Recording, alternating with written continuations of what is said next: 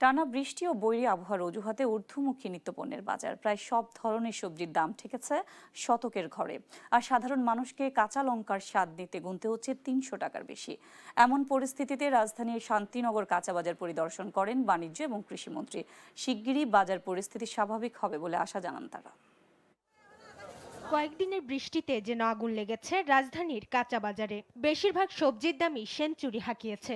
কাঁচামরিচের দাম ছাড়িয়েছে ৩০০ টাকা।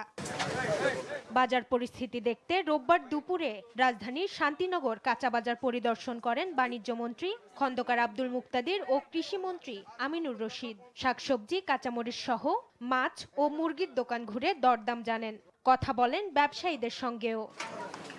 বাণিজ্য মন্ত্রীর দাবি, অতিবৃষ্টির প্রভাব পড়েছে বাজারে, দ্রুতই পরিস্থিতি স্বাভাবিক হয়ে আসবে।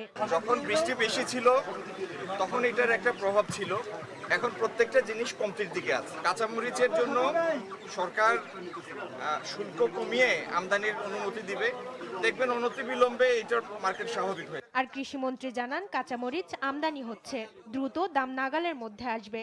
আমরা আজকে থেকে কাঁচামরিচ ইম্পোর্ট অ্যালাউ করে দিচ্ছি। ইনশাআল্লাহ কাঁচামরিচ আবার আগের জায়গায়, এবং আমাদের ট্যাক্সও, আমাদের বাণিজ্য মন্ত্রীও পাশে আছে।